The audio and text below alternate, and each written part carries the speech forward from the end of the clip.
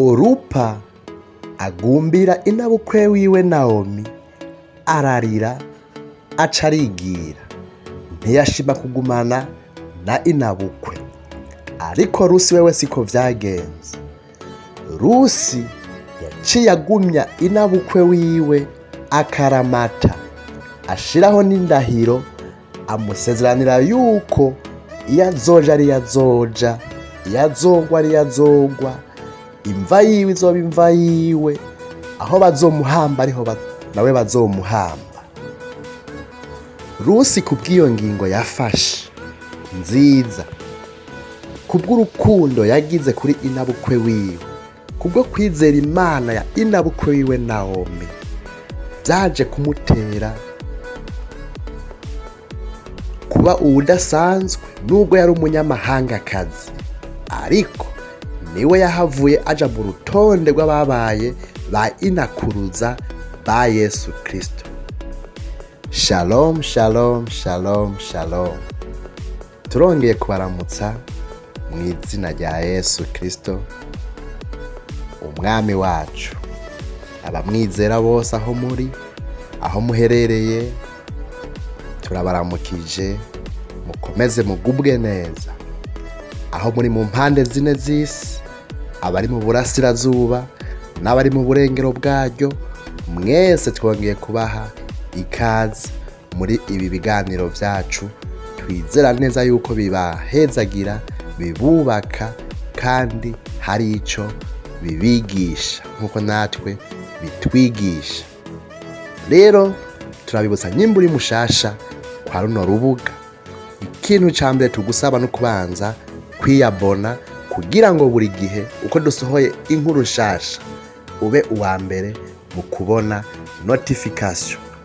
Rero ndabahaye ikaze ntabarandiriye, ni jewe nyene Museveni ngarutse kugira ngo dusubire tube turakomana ishwashwa. Uyu munsi twabateguriye inkuru idasanzwe y'umupfasoni bita Naomi n'abakazana biwe Orupa na Rusi. Turababwira no kuri Bowazi. Mube hagufi, tuve imuzingo tuzingura ibitabo, tubabwira amakuru mutamenye, harimo nayo mwamenye, ariko twongere tuyasogongere. Turifashisha igitabo ceranda Bibiliya, twongere twifashishe ibitabo birondora kahise ku mico n'imigenzo ya Gikristo. Kaze tubana. Okay, twagiye. Duhere rero ku muryango wa Naomi.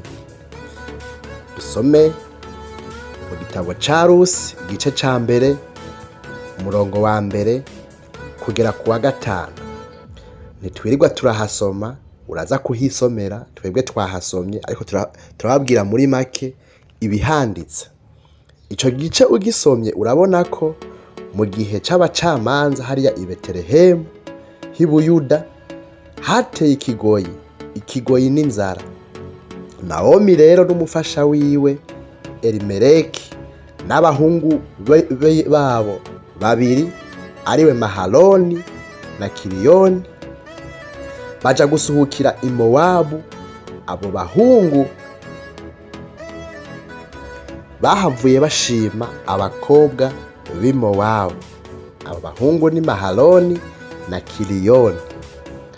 Ariko imbere yaho gato, bagishika i Mowabu aho bari bagiye gusuhukira, kuko i Betelehemu h'i Buyuda hari hamaze gutera inzara, bamaze kugerayo serugo canke Elimeleki arapfa.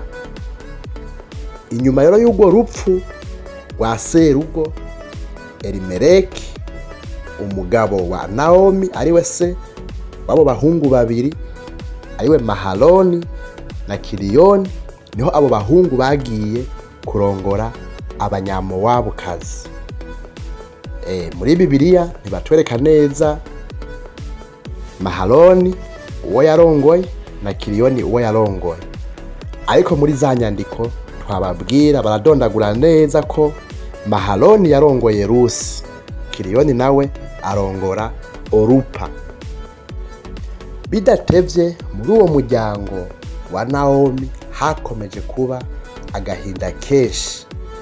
Biravugwa neza yuko inyuma y'igihe ba bahungu nabo barapfuye. Muri vya bitabo twababwira bidondora imico n'imigenzo ya gikirisu, baravuga yuko abo bahungu bapfuye inyuma y'imyaka 10, ariko bagiye gupfa abo bose ata mwana basize. Yaba Mahaloni yarongoye Rusi nta mwana bavyaranye, yaba Kiliyoni nawe yarongoye Orupa nta mwana bavyaranye, ariko baza kupfa. Naomi akomeza kuba aho i Mowabu ari kumwe n'abakazana biwe babiri, ariwe Rusi na Orupa. Tumaze kubabwira yuko nabo bahavuye babura abagabo. Naomi akomeje kuba mu bihe bibi bitoroshe bitamworohera ari kumwe n'abakazana biwe gusa, niho yumva amakuru yuko i Betelehemu hongeye kuba ibihe vyiza, inzara yaheze. Ayo makuru turayasoma muri Bibiliya yera mu gitabo ca Rusi nyene, igice ca mbere umurongo wa 6 kugera ku wa 14. Mu majambo make muri ico gisomwa usangamwe amajambo canke amakuru avuga yuko i Buyuda ikigoyi caheze. Hama Naomi ahitamwo gusezera abakazana biwe kugira asubire i Betelehemu iyo yari yaravuye. Asaba abakazana biwe ati, nimusubire iwanyu, jewe ndagiye. Genda mutangure ubundi buzima, binashobotse murondere abandi bagabo, mutangure ubuzima bushasha.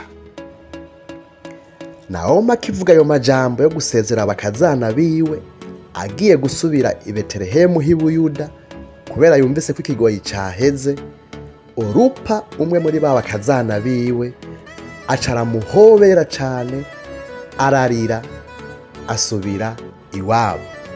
Orupa yaciye asubira iwabo yumvise Naomi abasezeye. Rusi nawe yanka kuva inyuma ya inabukwe, mbere aca ashiraho n'indahiro yo kutamuva inyuma.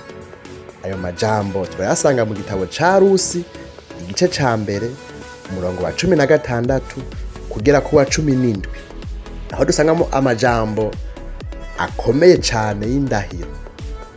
Nk'amajambo avuga ngo, iyo uzoja niyo nzoja, aho uzogwa niho nzogwa, bahampambe, ihanga ryawe rizoba ihanga ryanje. Ashiraho n'ayandi majambo menshi yo kumusezeranira ko atazomuva inyuma. Vy'ukuri turavye inyifato y'aba bakazana babiri ba Naomi, turabona yuko Rusi yashizeho indahiro y'urukundo rurerure cane yari afitiye inabukwe wiwe, ariko Orupa wewe yerekanye urukundo rugufi yari afitiye inabukwe wiwe. Mbega kuri izo ngingo zibiri z'abo bantu babiri, abo bakazana ba Naomi bafashe, ni izihe ngaruka zakurikiye mu nyuma yabo, nyuma yuko Orupa asezeye inabukwe arigiye, n'inyuma yuko Rusi ahisemo kugumana na inabukwe wiwe Naomi akaramata? Duhere kuri Orupa. Hari amakuru y'ibanga, amakuru anyegejwe mu gitabo bita Midrash Rabahi, kivuga ko Orupa inyuma yo gutandukana na nabukwe wiwe yaciye asubira iwabo, mu muryango iwabo. Iwabo naho murazi ko hari i Mowabu, yari umunyamowabo kazi. I Mowabu naho basenga imana nyinshi, harimo na za Bayali. Rero Orupa amaze gusubira inyuma asezeye inabukwe, yaciye asubira muri za mana z'iwabo, aho yafashwe n'ingeso zitandukanye zidahesha Imana icubahiro, Imana yo mwijuru, aho mbere avugwamwo no mu busambanyi bw'indengarugero. Aho rero inkuru itangaje cane mwomenya yuko bivugwa yuko Orupa ariwe yoba yahavuye avyara Goliyati. yaravyaye n'abandi, ariko haravugwamwo Goliyati, haravugwa n'uwundi yitwa Ishibi Benob, haravugwa n'uwundi yitwa Zafu, haravugwa n'uwundi yitwa Lahmi. Amakuru amwe mwayo ugomba kuyabona neza wosoma muri Bibiliya yera mu gitabo ca kabiri ca Samweli igice ca 21 umurongo wa 15 ugeze ku wa 22. Komeza utege amatwi, uraza kumva vyinshi, uraza kumenya vyinshi utaruzi, uraza gusobanukirwa. Tugende kuri Rusi nawe. Hari amakuru y'ibanga ari mu gitabo ca Jewish Midrash, igitabo kivuga inkuru ku muco w'Abayuda. Ico gitabo kivuga yuko Rusi yoba yari umukobwa w'umwami Eguloni yatwara Mowabu yose. Ayo makuru urashobora kuzingura igitabo cawe ca Bibiliya mu gitabo c'Abacamanza igice ca 3 umurongo wa 12 ugeze ku wa 30. Urabona amakuru y'uwo mwami Eguloni yatwara Mowabu. Ibyo bivuga yuko rero Rusi atari yoroshe ku vy'icubahiro c'isi, ariko yahisemo gukurikira Naomi kubera Imana yamubonyemwo. Imana yabonye muri Naomi, yabonye ko ari Imana ikomeye cyane.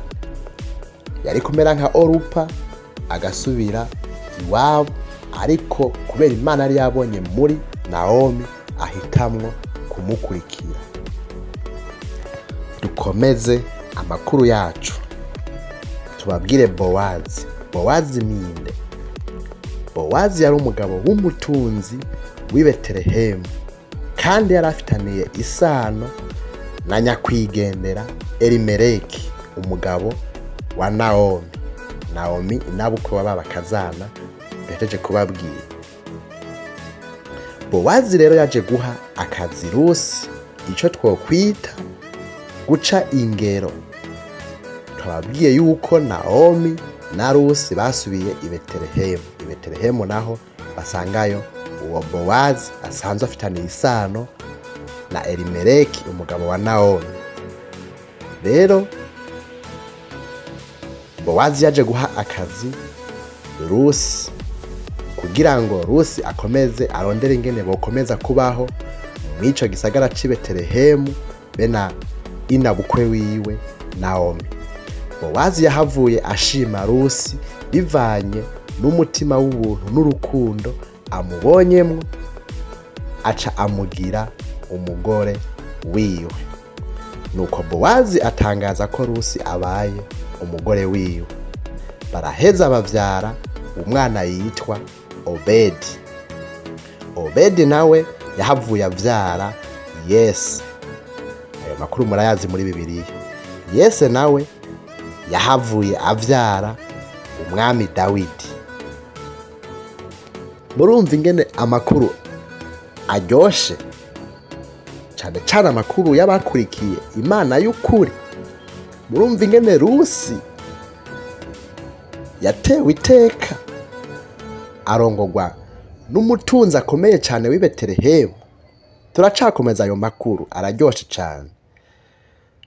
Murumva yuko Bowazi na Rusi bamaze kuvyara Obedi. Obedi nawe aca avyara Yese. Yese nawe avyara umwami Dawidi. Rusi murumva ko yari ahindutse nakuru wa Dawidi, yongera kandi aba nakuruza wa Yesu, kuko murazi amakuru avugwa muri Bibiliya avuga intare yo mu muryango wa Yuda, intare yo ku gishitsi ca Dawidi. Nukuvuga Rusi kubwo kwihangana, kubw'urukundo yeretse inabukwe wiwe Naomi, kubwo kwizera Imana yiwe y'ukuri, yahindutse aba inakuruza wa Yesu. Ayo makuru nayo muyamenye.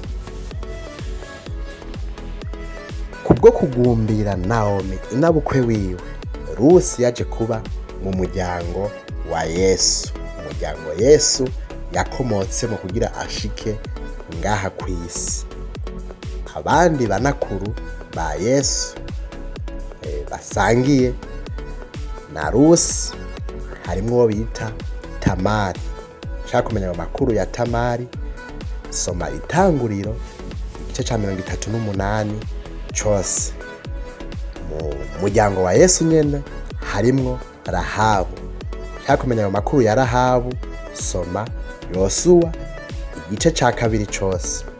Harimwo n'uwundi nakuruza wa Yesu yitwa Batisheba.